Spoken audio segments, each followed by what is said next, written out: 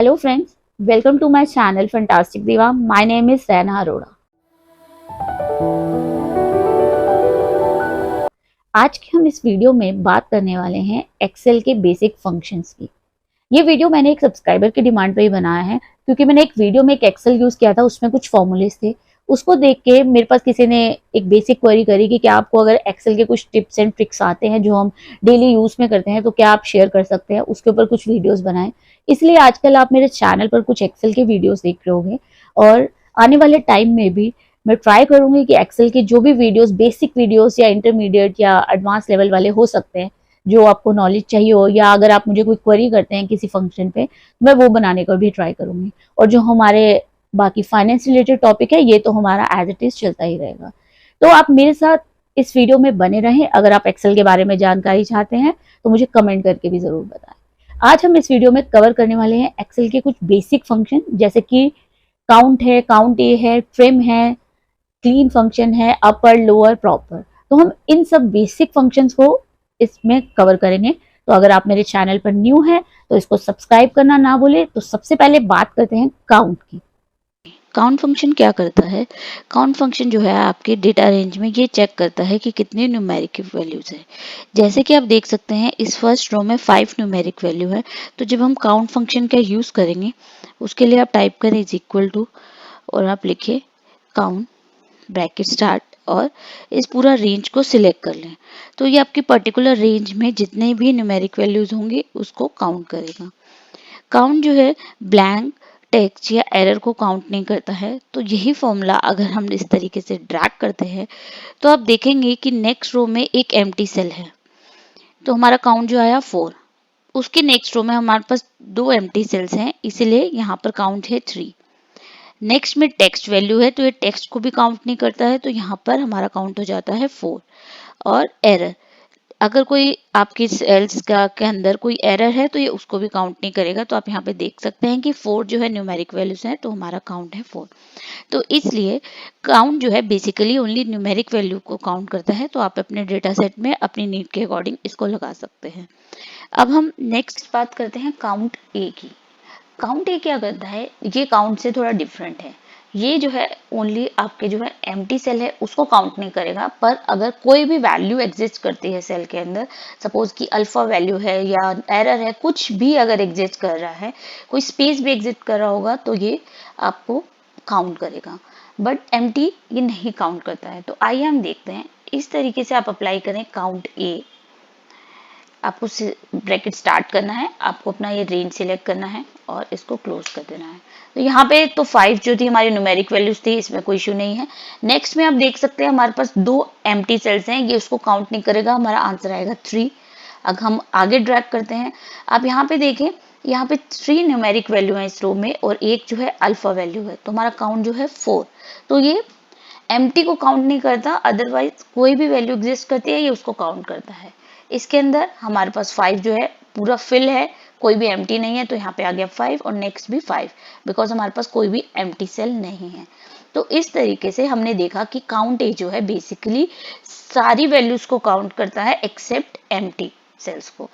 और अगर हम बात करें दोनों के डिफरेंस की, काउंट और काउंट ए की, तो काउंट जो है ओनली न्यूमेरिक वैल्यूज को काउंट करता है। तो मैं आपको यहाँ पर एक बार फिर से लगा के दिखाती हूँ कि यहाँ पे जब हम अप्लाई करेंगे काउंट और हम इसको यहाँ पे रेंज सिलेक्ट करके देते हैं, तो आप देखेंगे कि फर्स्ट में दोनों में कोई डिफरेंस नहीं है। आप इसके फॉर्मूले को आप यहाँ से ड्रैग करें और आप यहाँ पे देखो कि नेक्स्ट भी दोनों ही, क्योंकि एम्प्टी को काउंट नहीं करते इसलिए 3 ही है। उसके बाद आप नेक्स्ट में देख सकते हैं कि हमारी एक अल्फा वैल्यू होने की वजह से काउंट जो है हमारे को 3 देता है, क्योंकि वो सिर्फ न्यूमेरिक पे वर्क करता है। और काउंट ए जो है 4, क्योंकि ये सब कंसीडर करता है एक्सेप्ट एम्प्टी। तो इस तरीके से यही दोनों का डिफरेंस है। अब हम नेक्स्ट फंक्शन की बात करते हैं ट्रिम। ट्रिम क्या करता है? बेसिकली आपके पास डेटा सेट है और उसके अंदर जो है बहुत सारे एक्स्ट्रा स्पेसेस है। कोई स्ट्रिंग के फ्रंट में हो सकता है, कोई उसके बैक पे हो सकता है, कोई बिटवीन हो सकता है। तो अगर हमारे को एक्सेल के फंक्शंस नहीं आते हैं तो हम बेसिकली, आप ऊपर देखिए फॉर्मूला बार में, तो हम क्या करते हैं, इसको इस तरीके से स्पेसेस को रिमूव करते हैं। तो हमारे को ये ऐसे चाहिए स्ट्रिंग, तो हम ऐसे करेंगे। यहाँ पर भी आप देखेंगे नेक्स्ट में यहाँ पर स्पेस है, तो हम इसको इस तरीके से मैनुअली करते हैं। बट हमें ये मैनुअली करना, इसके लिए हमारे पास एक्सेल में जो है ऑप्शन है, तो वो है ट्रिम फंक्शन। ट्रिम फंक्शन क्या करता है, ये आपके एक्स्ट्रा स्पेसेस को रिमूव करता है स्ट्रिंग में से, except single space between words या लेटर। सिर्फ अगर किसी के बीच में सिंगल स्पेस है, ट्रिम उसको नहीं रिमूव करेगा। रेस्ट अगर कहीं भी एक्स्ट्रा स्पेसेस हैं, टू और मोर, तो वो उसको रिमूव कर देगा। तो आइए देखिए कैसे। सबसे पहले आप यहाँ पे लिखिए ट्रिम, उसके बाद आप ब्रैकेट स्टार्ट करें। इसके बाद आप देख सकते हैं, अगर आपको सिंटेक्स नहीं भी याद रहे तो जब आप फॉर्मूला स्टार्ट करते हैं तो नीचे लिखा आता है कि इसको टेक्स्ट लिखना है, या आपको रेंज देनी है, वैल्यू देनी है, तो हर फॉर्मूले का सिंटेक्स जो है नीचे आएगा, आप उसके अकॉर्डिंग सिलेक्ट कर सकते हैं। तो यहाँ पे हमें देना है टेक्स्ट, तो मैं इसको एक सेल वैल्यू देती हूँ। मैंने ये सेल वैल्यू दी और इस ब्रैकेट को क्लोज कर दिया। तो आप यहाँ पे देखो कि सुप्रिया अरोड़ा के बीच में बहुत सारे स्पेसेस थे, इसने उसको रिमूव कर दिया, ओनली सिंगल स्पेस ही है। यही हम फॉर्मूला को ड्रैग करते हैं। रिया के कपूर के बीच में इसमें 2 स्पेसेस थे, अब ये रिमूव होके सिंगल रह गया है। नेक्स्ट स्ट्रिंग में आगे स्ट्रिंग के स्टार्टिंग में स्पेसेस दिखाई दे रहे हैं, तो वो भी यहाँ से रिमूव हो गया। अब नेक्स्ट ये जो देखने वाला है, आप इसको देखिए, मैंने हाईलाइट किया है प्रिया वर्मा, इसमें बहुत सारे स्पेसेस हैं, बट इसके आंसर में आप देखेंगे कि सारे स्पेसेस नहीं रिमूव हुए, क्योंकि जैसा मैंने बताया कि ट्रिम फंक्शन जो है एक सिंगल स्पेस को रिमूव नहीं करता, उससे ज्यादा जितने भी होंगे सबको रिमूव कर देता है। तो या के बाद अगर आप देखोगे तो बहुत सारे स्पेसेस थे, इसमें आंसर में वो या के बाद एक सिंगल स्पेस को रहने दिया और बाकी सबको रिमूव कर दिया। अब नेक्स्ट हम देखते हैं जॉन, यहाँ पर भी स्पेसेस हैं। आप यहाँ फॉर्मूला बार में ऊपर देख सकते हैं, टॉप में देखिए जॉन के बाद कितने सारे स्पेसेस हैं। तो ये सारे जो हैं जब हमारे पास आंसर आएगा तो इसमें रिमूव हो जाते हैं। अभी ये फॉर्मूला बार में आपको फॉर्मूला दिखा रहा है, तो जब भी आप अपने डेटाबेस में कोई फॉर्मूला अप्लाई कर ले उसके बाद उसको कॉपी करें और उसको पेस्ट स्पेशल वैल्यूज करना ना भूलें।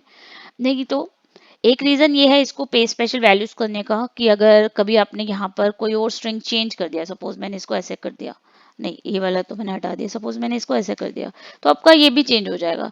तो कभी हम गलती से अपने डेटा सेट में कोई चेंजेस कर देते हैं तो उसके कॉरेस्पॉन्डिंग जो हमने फॉर्मूला या कुछ लगाया होता है, तो वहां पर वो डिटेल्स भी चेंज हो जाती हैं, जिससे हमारा डेटा इम्पैक्ट हो सकता है।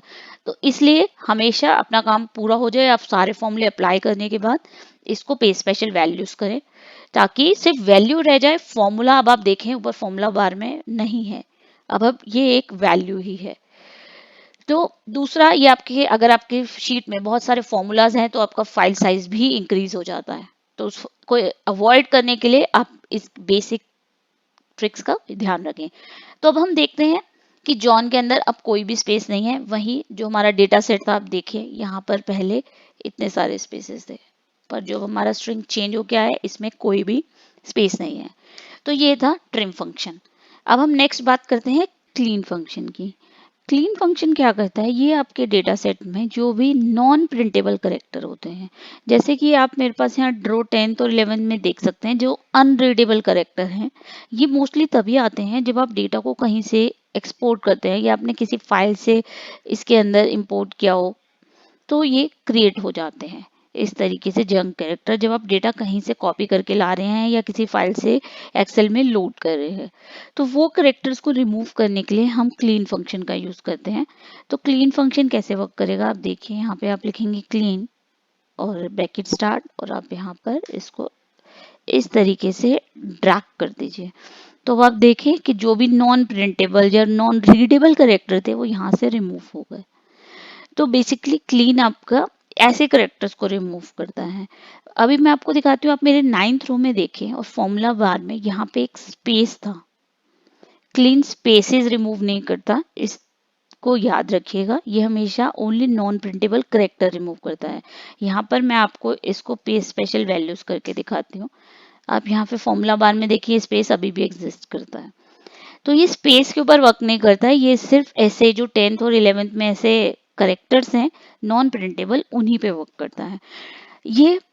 अब हम बात करें कि क्लीन और ट्रिम के फंक्शन की, तो ट्रिम और क्लीन का जो मेन फंक्शन हमने देखा कि क्लीन जो है नॉन प्रिंटेबल पे वर्क करता है और ट्रिम जो है आपके एक्स्ट्रा स्पेसेस को रिमूव करता है।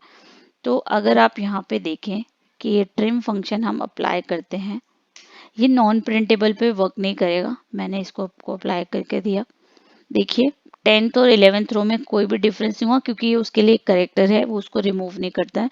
ये सिर्फ स्पेसेस पे वर्क करता है। अब हम इसको पे स्पेशल वैल्यूज भी कर देते हैं, और अब आप यहाँ पे देखेंगे, यहाँ पे देखिए ये स्पेस जो है रिमूव हो गया। ये स्ट्रिंग के एंड का स्पेस था, इसके बाद कोई स्ट्रिंग नहीं है इसलिए रिमूव हो गया। अगर यहाँ पर कोई और स्ट्रिंग होता तो यहाँ पे सिंगल स्पेस ही रिमूव होता। मीन्स कि ट्रिम जो है बिटवीन वर्ड्स या बिटवीन लेटर जो स्पेस है उसका सिंगल स्पेस, स्ट्रिंग के एंड में जितने भी स्पेस हैं वो सारे रिमूव हो जाते हैं। तो ये क्लीन और ट्रिम का बेसिक कॉमन डिफरेंस। अब हम आगे बात करते हैं एक्सेल के बेसिक फंक्शन, बहुत ही बेसिक, जो आपने इंग्लिश में भी पढ़े हैं, अपर लोअर एंड प्रॉपर। ये आपको पता होगा कि क्या वर्क करते हैं। मुझे ये बताना है कि आप अपने डेटा सेट में, ये एक्सेल में एग्जिस्ट करते हैं, तो अपने डेटा सेट में प्लीज इसे मैनुअली इस तरीके से आप ना करके फंक्शंस का यूज करें, क्योंकि एक्सेल हमारे को बहुत सारे टेक्स्ट फंक्शंस, लॉजिकल फंक्शन, इस तरीके के फंक्शन देता है, तो आप उसको यूज करें। तो अपर जैसे नेम से ही पता चल रहा है, आपका जो स्ट्रिंग होगा उसको सबको अपर में कन्वर्ट कर देगा। लोअर आपकी स्ट्रिंग को प्रॉपर लोअर में कन्वर्ट कर देगा, और प्रॉपर जो है फर्स्ट और सेकेंड लेटर को जो है उसको प्रॉपर में चेंज कर देता है। तो आइए हम देखते हैं कैसे। सबसे पहले मैं यहाँ पे अप्लाई करती हूँ अपर। सिंपल इंग्लिश है, आप इसको ब्रैकेट को क्लोज करें, आप देखें कि सारे करेक्टर जो है अपर में चेंज हो गए। मैंने इस फॉर्मूला को यहाँ से ऐसे ड्रैग कर दिया, तो ये मेरे सारे करेक्टर्स जो हैं अपर में चेंज हो गए। वही अब हम नेक्स्ट बात करते हैं लोअर की। तो लोअर इसका अपोजिट है। अब मैं इसको यहाँ पे लोअर लिख के, सबसे पहले मैं इसको पे स्पेशल वैल्यूज कर लेती हूँ, क्योंकि ये मेरा अब मुझे फिक्स करना है, मैंने फिक्स कर दिया। अब मैं यहाँ पर अप्लाई करती हूँ लोअर, यहाँ पर मैंने अप्लाई किया लोअर, तो आप यहाँ देखें ये मेरे सारे करेक्टर लोअर में चेंज हो गए। अब कोई भी लेटर, कोई वर्ड अपर में नहीं है। तो ये था सिंपल लोअर फंक्शन। और प्रॉपर, जैसे कि प्रॉपर मैंने बताया कि फर्स्ट वर्ड का जो फर्स्ट लेटर है वो प्रॉपर, वो कैपिटल हो जाता है, रेस्ट सारे जो है स्मॉल ही रहते हैं। तो आप देखें कि टॉनी मार्कर, इसके अंदर फर्स्ट टी और एम, ये दोनों इस तरीके से ड्रैग करके हम देख सकते हैं कि हमारा सारे जो है प्रॉपर में चेंज हो गए। तो ये सिंपल इंग्लिश की तरह ही फंक्शन है। तो अपने नेक्स्ट टाइम आप अपने डेटा में मैनुअली ना करके इन बेसिक फंक्शन का यूज करें और अपने टाइम को सेव करें। तो फ्रेंड्स, आपने सारे बेसिक फंक्शन देखे। अगर आपको मेरा वीडियो पसंद आया तो प्लीज लाइक करें, सब्सक्राइब करें और शेयर करें। तो जिनको भी एक्सेल में कोई प्रॉब्लम आ रही है उन तक ये वीडियोस को पहुंचाएं, ताकि वो मुझे रीच आउट करें, और जिस भी टॉपिक पर वो जो एक्सेल के जो भी फंक्शन और ट्रिक्स जानना चाहते हैं हम उस पर वीडियो बना सकें। तो आगे मिलते हैं एक्सेल के कुछ न्यू फीचर्स के साथ अपने नेक्स्ट वीडियो में।